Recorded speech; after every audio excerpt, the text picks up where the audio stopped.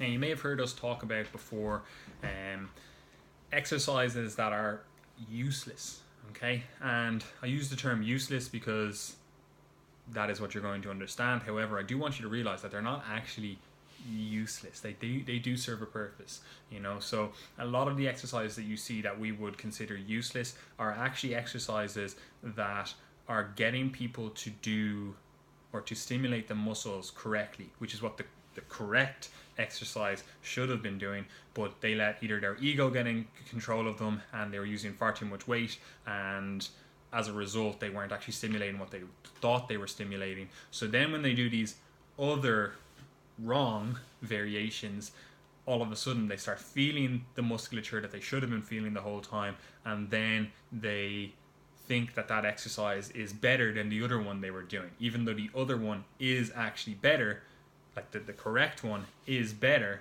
They were just doing it wrong.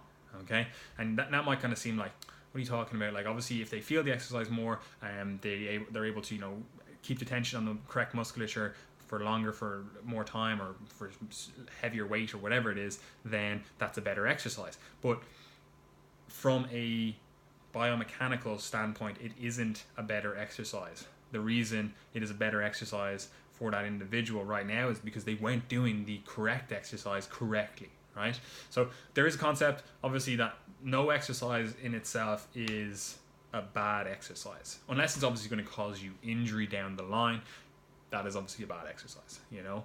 However, all exercises have a place. It could even just be a place, a psychological place. You just enjoy doing that exercise. It doesn't fit your body, it doesn't fit your goals, but you just actually enjoy doing it. Like, I'm not going to stop you doing it. We're going to realize that yes, this is probably going to cause some sort of structural issues down the line, maybe potentially injury down the line, but for now, if we can just manage the volume that we do it and kind of wean you off it, then I don't mind keeping it in the program. For example, people always say, you know, oh, stability ball work is terrible. But if someone came to me and they were like, I want to build my legs and I just really like doing stability ball squats, you know, the Busu ball squats, and I will never do a program that doesn't have them in it. Like, I'm going to have them in it. Like, they might be a terrible exercise. They might be an exercise that is completely unfit for their goals. But if it actually gets that person to exercise and then do the work that they actually need to do, then I have no problem seeing that in the program, as long as the volume and intensity of those exercise, or that exercise, or those exercise,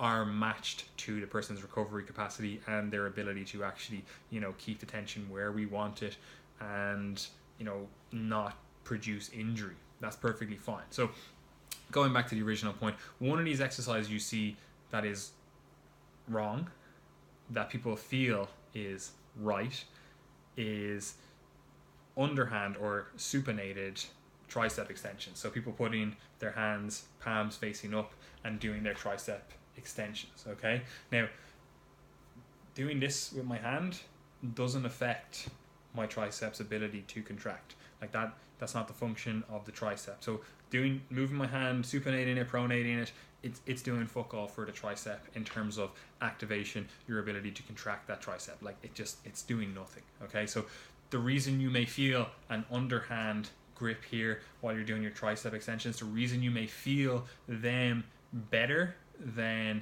the correct way, doing them down, or maybe even with, you know, a semi-neutral or a neutral grip with like a rope, is because it actually forces you to perform the exercise correctly, right? So when you're doing a tricep extension, whether you're doing it kind of more away from it, leaning forward into it, really close to the body, whatever way you're doing it, what you want to have is that elbow pit facing forward. Okay, like that's what you want to have. Okay, that it should always be facing forward, and it should always therefore allow you keep that tension on the tricep.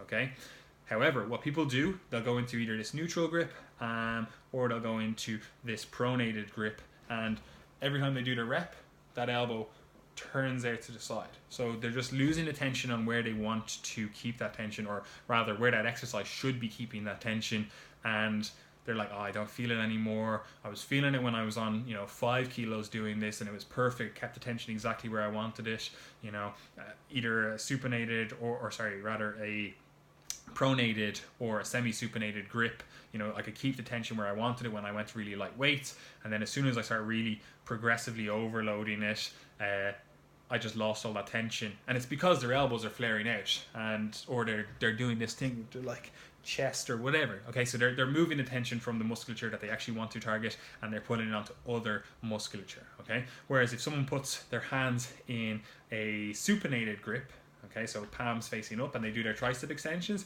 that forces you to keep those elbows pits facing forward. Like it's actually really hard to turn the elbows out. If anything, you're going to externally rotate more, and it's probably going to force you to keep the tension more on the tricep head that you want to focus it on. Okay, so it's wrong in terms of turning your hands like that does no different, or there is no difference in terms of tricep activation.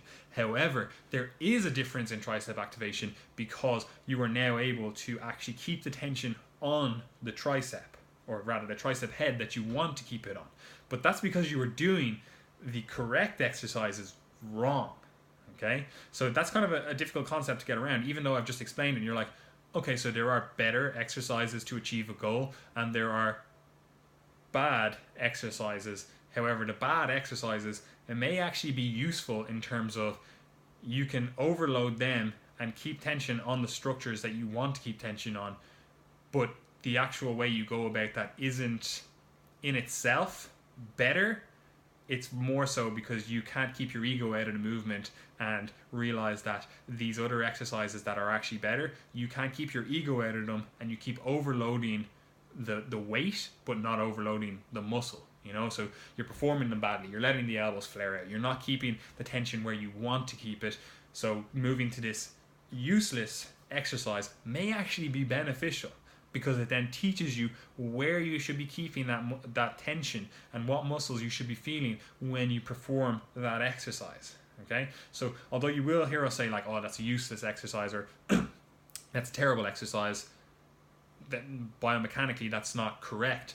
However, do realize that some of these exercises may actually be useful because they teach you to actually keep tension where you want to keep tension. Okay, so that doesn't mean you should include them in the program. What I'd actually rather see someone do is learn to perform the correct exercises correctly, not let their ego get out of hand, because it's the same thing's going to happen if you do this, supinated grip. Like, you're going to start, shrugging the shoulders, or using the chest, or changing the focus of the tension once you start getting good at that exercise. I use good as a quote.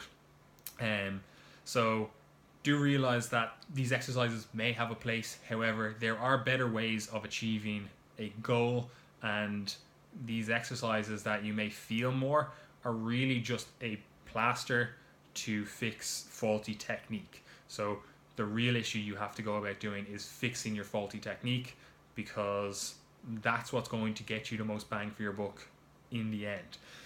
Using that same one, the supinated grip, like, you're going to be limited by how much your thumb and how much your fingers can actually hold, because the bar, if you're using a bar, is always going to want to break through that, whereas if you have that pronated grip, you have the force of your hand to stop that. Okay, so if you can just get your ego out of the movement and stop letting your elbows shift out to the side, or using your chest, or whatever it is that your form is breaking down into, you're going to be able to overload that structure more than if you did the worse exercise for it. Okay, so do realize these exercises may have a place, but that place is only a band-aid or a plaster to actually teach you how to perform the exercises correctly, teach you that that's how you should actually be feeling a certain exercise, and the way you are performing it right now in terms of the correct exercise is actually wrong, and you just have to dial it back. I don't care if it's 5 kilos, if you're actually overloading the structures that you want to overload,